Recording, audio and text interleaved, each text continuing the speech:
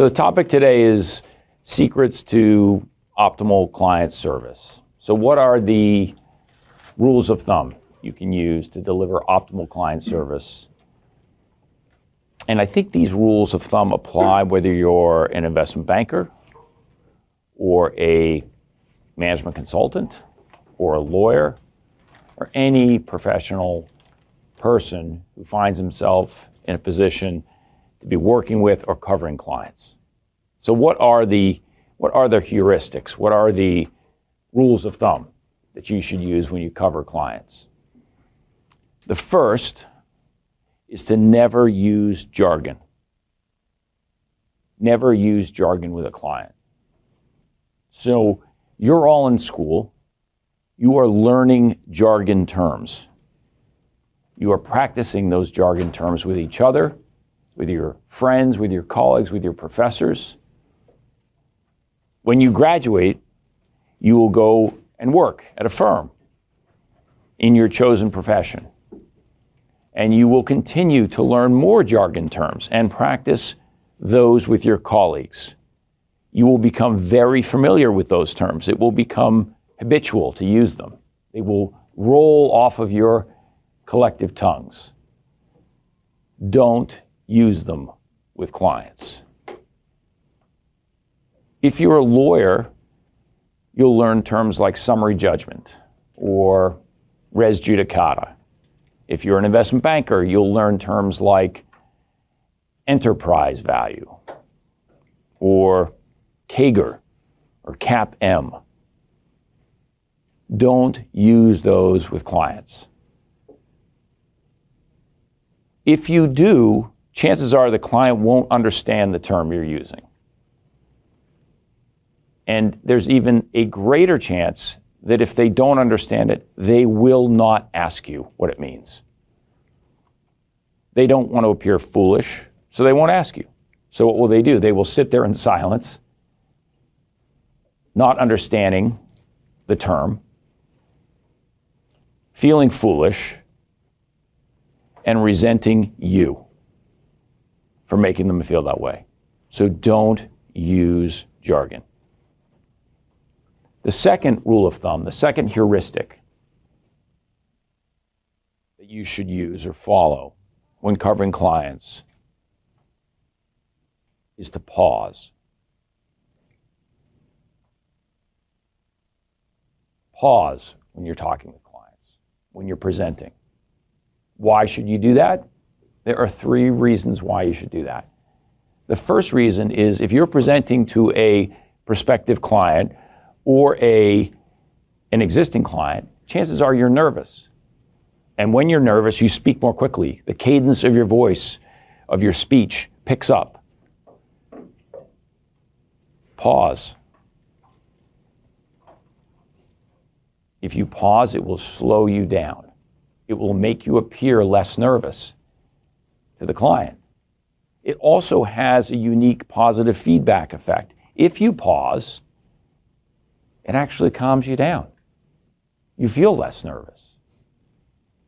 So pause to slow yourself down. The second reason to pause is because when you pause,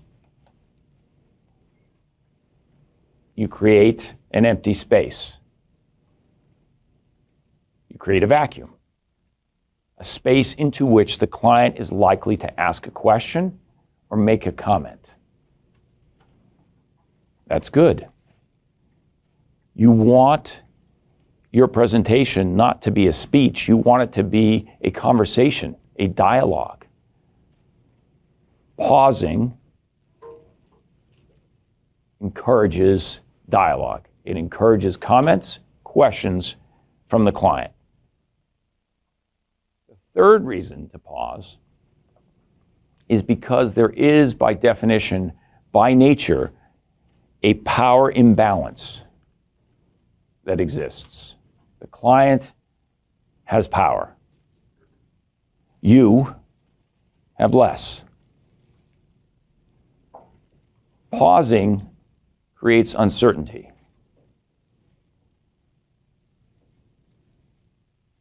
That uncertainty serves to slightly shift the balance in your favor. So pause when talking with clients, when making presentations to clients or prospective clients. Pause. The third secret to delivering optimal client service is to look for opportunities to give the client advice that is contrary to your own interests. Look for opportunities to give advice to your client where the advice is contrary to your own interests. For example, if you and your firm only get paid if a transaction is consummated, advise the client not to consummate the transaction. If that makes sense for the client, of course. There's no more powerful way to establish credibility with a client than to give them advice that they know is not in your interest.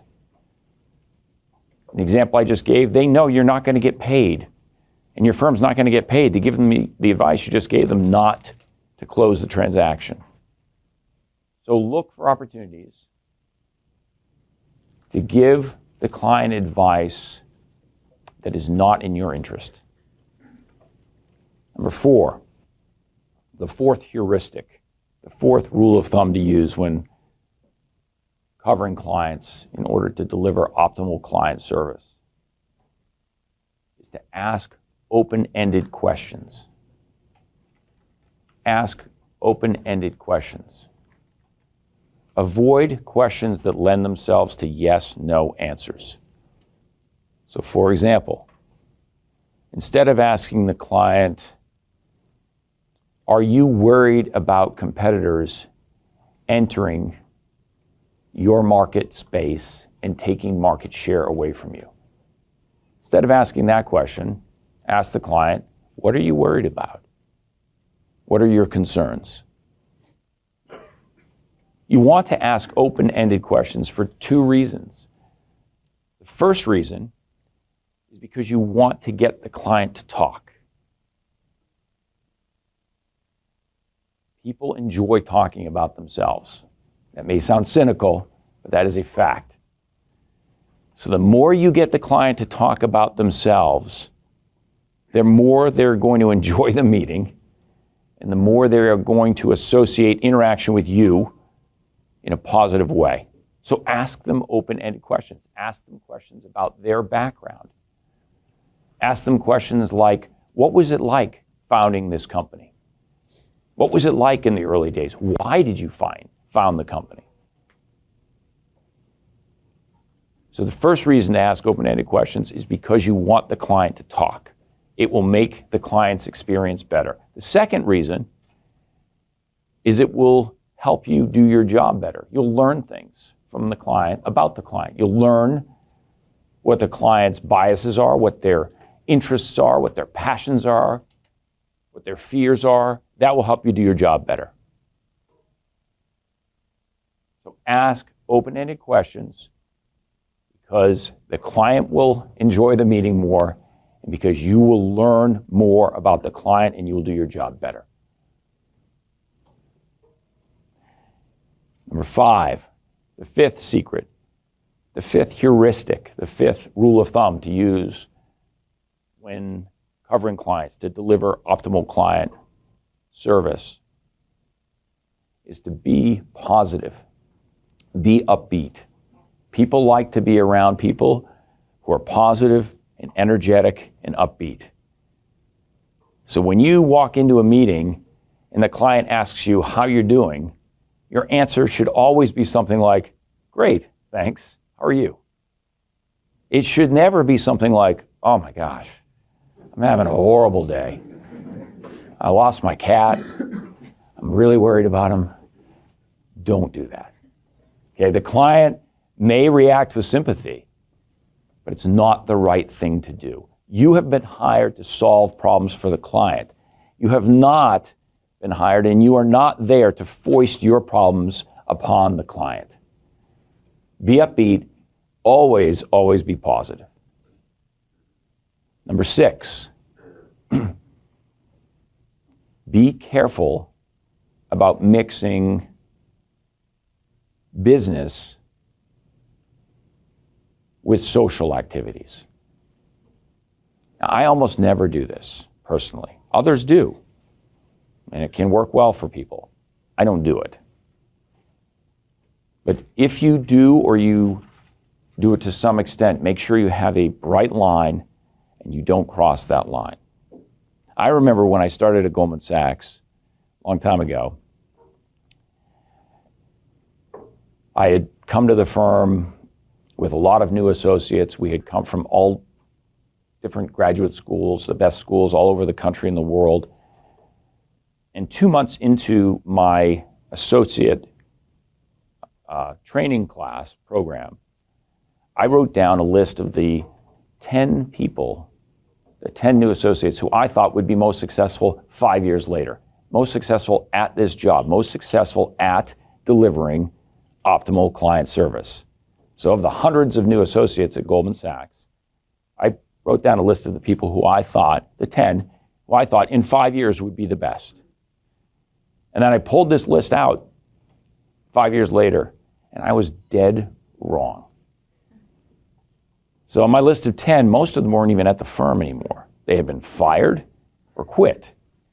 And those who were struggling. The criteria that I used, the characteristics that I looked for, were almost contra-indicators of success in delivering client service. I thought it would be helpful and important if you had past sales skills, past sales experience. I thought it would be important and helpful if you were a good schmoozer. I thought it would be helpful if you were good at golf or tennis. In my experience, none of those things matter. None of them matter. Clients hire you because you're smart, because you work hard. Period. Full stop. So be smart, work hard. Clients do not hire you because you can take them out to a fancy dinner. So be careful about mixing business with social activities. Number 7, seventh heuristic, the seventh rule of thumb to use to deliver optimal client service is to be humble. Be humble. So when you're asking those open-ended questions that I talked about earlier, about the client's background, about their business, make comments that indicate humility, that are complimentary to the client, that indicate humility on your part. Being humble is endearing. So make comments like, what you have done with your company is extraordinary. It's very impressive. Comments like, I could not hope to know a fraction of what you know about your business. Now, by the way, make sure these comments are genuine, right? The comments I just made, those 2 comments, I could make and would be genuine about just about every client with whom I have worked over the last 30 years. Be humble. It's endearing. Number 8, the 8th heuristic, is to be responsive and available to clients. You want to tell the client up front, you want to tell them up front immediately that they are important to you. You should tell them that. You should also tell them that you will be available to them whenever they need you. Tell them that. But you need to back that up by doing the following. You need to be responsive. When they call you, call them back immediately. When they email you, email them back immediately. Respond immediately. You may not know the answer to their question on their email or the one they're asking you on the phone call. That's fine. It doesn't matter. Respond immediately. Let them know you're going to get the answer, but be responsive. And this is particularly important in the early stages of a relationship. It's particularly important early on because first impressions die hard. And you want to make a good impression. You want to give the client the impression. You You want to leave them with the impression that they're important to you and that you will be responsive. Tell them they can reach you anytime, and then follow that up by being responsive. Be responsive to the client. Be available. Number 9, the 9th rule of thumb when covering clients to follow is to take a position. Clients are hiring you to give them advice. So tell them what to do. Don't equivocate. Don't back down. Don't be nervous. Tell them what you and your firm would advise them to do. That is what they want. They want you to tell them what to do. It's fine to present options, if you like, but advocate for one option. Tell the client what to do. Take a position. Number 10, the 10th heuristic, the 10th secret to delivering optimal client service is to control the meeting. So if you're meeting with a client or a prospective client, it's your meeting. It's not anyone else's meeting. Don't let anyone hijack the meeting. Don't let the client or anyone on the client's team or anyone else in the room hijack the meeting. Don't let them distract you. Don't let them take you off topic. If someone asks you a question that's unrelated to the topic that you are discussing, your response should be something like, "Great question. I'm going to get to that in 10 minutes." Or, "Hold that thought. It's a great point." By the way, it's always a great point. I'm going to cover that shortly. Do not let them sidetrack you. If you do, you'll do a bad job for the client. You'll do a bad job in the meeting. You'll lose the confidence of the client. And you'll get sidetracked. You won't deliver the meeting in the way that you would like. You won't cover all of the material. The client will suffer and you will suffer. Control the meeting. Do not allow anyone to hijack your meeting. Number 11, the 11th secret, and this is the final one, is have an agenda and write things down. Walk into your meeting with an agenda. And then communicate that agenda to the client right up front. Start the meeting by saying, "Today we thought we'd cover the following things. 1, 2, 3. Does that make sense?" Ask, does that make sense? You want the client to buy into the agenda from the very beginning. You want the client to own the agenda with you from the very beginning. If the client says, "Well, I'd like to add the following," no problem, add it. If the client wants to remove anything from your agenda, no problem, remove it. But agree on the agenda, and if you do, the client will have bought into the agenda and will have gone a long way toward buying into the contents of your entire meeting. Have an agenda, communicate the agenda up front, get the client to buy into the agenda, and then write things down during the meeting. It doesn't matter whether you think you need to write them down or not. It doesn't matter whether you have a photographic memory. Write things down. You do that because, one, it's endearing to do that, but two, you want to convey to the client that you are not going to drop a ball, that you are not going to forget to do anything that you've told them that you're going to do. So write things down, and at the end of the meeting, recap the follow-up items. Recap them. Say, so we have the following items that we're going to follow up with you on. 1, we're going to revise the model and send it to you in a week. 2, we're going to wait for you to send us the new numbers on your revenue forecasts. If you haven't sent them to us by Friday, we'll send you an email to remind you. 3, tomorrow we'll send you follow-up dates and times for suggestions for our next meeting, which we should schedule in 3 weeks, etc. Recap the follow-up items. The client will feel less anxious. They will feel like this person is in control and this person is not going to drop a ball. The analogy I use here goes back to one of the most basic kinds of client service, being a waiter. When you walk into a restaurant, and if you're with 9 of your friends, the 10 of you sit down, waiter comes over to the table, and each of you order a drink and an appetizer and a main course and some side dishes, and the waiter doesn't write anything down and doesn't recap what it is that all of you ordered.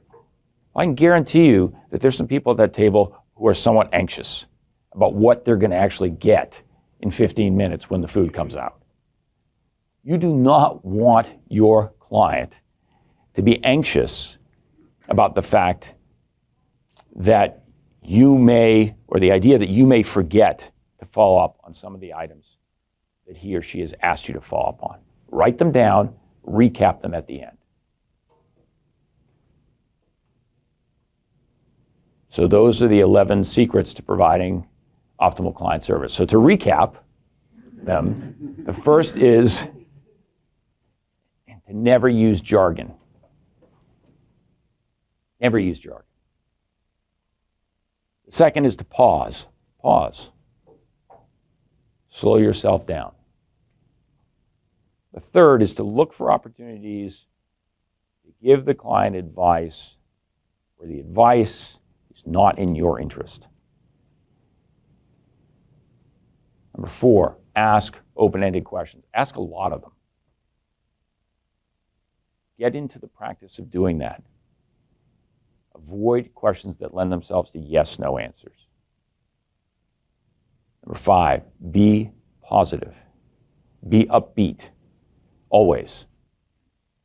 6, be careful about mixing business with social activities. Number 7, be humble. Number 8, be available, be responsive. That's particularly important in the early stages of a relationship, as I mentioned.